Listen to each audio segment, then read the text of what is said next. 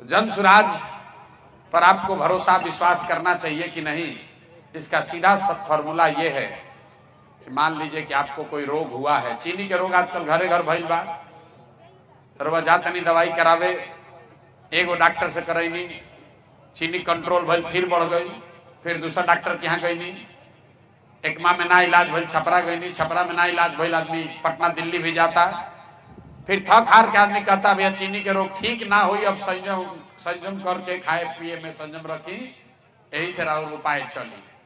तरवा शोक रहे बचवा अब तो हमारा चीनी के रोग हो गई, अभी सुधरी ना, चलब तनी दूगो मिठाई कमे खाई, दूगो रोटी कम खाई, चावल ना खाई तो कम से कम उम्र बढ़ जाए। तो बिहार के भी दशा हुए बा, रउआ सब तरह के दवा सब तरह के इलाज करके देख लेनी।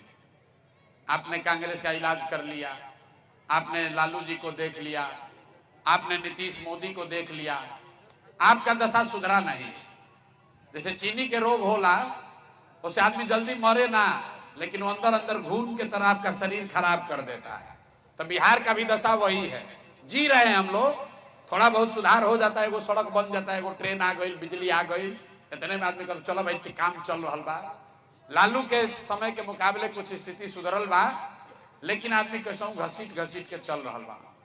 मान ली के चीनी के रोग में जियता नहीं, वही में कोई आके लड़का कहल के भैया एगो बंगलोर में डॉक्टर आइल बा, नया दवा आइल बा, अमेरिका से दवा लेके आइल बा, कहता कि दवाई हो तो चीनी के रोग ठीक हो जाए। तो का करब, चल रे बचवा ले चलो चल तन देख लिया जाओ। मान ली डॉक्टर क्या पहुंचनी बंगलोर, सुन के आइल बानी कि अमेरिका से ही डॉक्टर दवा लेके आइल बा ऐसन कि चीनी के रोग ठीक हो जाए।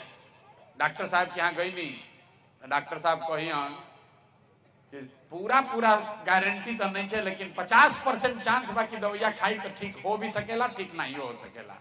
तरुआ का कहो कि चलो पहले तो देखिए ले बानी कि ठीक नहीं हो, 50% चांस बा ना, दो भाई वे देख के ट्राई करता नहीं।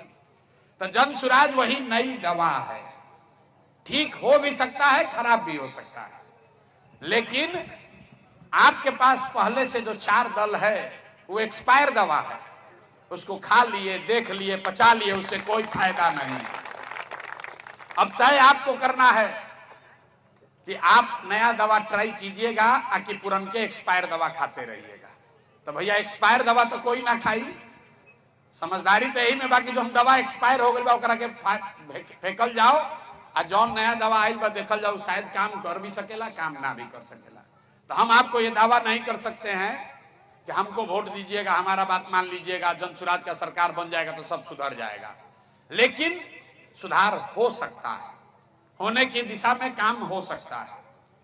तो इसलिए किसी के बात पर भरोसा करके नहीं, लोकतंत्र में जो चीज बताई गई है कि जिस पर भी आपका भरोसा हो, जिस पर भी आपका विश्वास हो, जिसकी बात अच्छी लगे उसके साथ जुड़िए, उसको वोट दीजिए, उसका सरकार बनाइए, लेकिन ये ध्यान रखिए कि वो वोट, वो भरोसा 5 वर्ष के लिए है, जीवन भर के लिए बंधुआ मजदूरी नहीं है।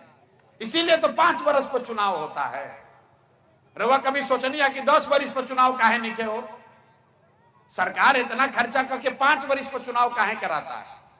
इसलिए कराता है कि जिसको भी आपने वोट दिया, जिस पर भी आपने भरोसा किया, अगर उस वोट का वो कीमत अदा नहीं किया, आपके भरोसे पर खरा नहीं उतरा, तो नागरिक होने के नाते आपका ये जिम्मेवारी है कि जितना मजबूती से उसको वोट देके जिताए हैं, उतना ही मजबूती से झाड़ू लेकर उसको बाहर भगाइए, नहीं तो आपका जीवन और आपके बच्चों का जीवन नहीं सुधरेगा।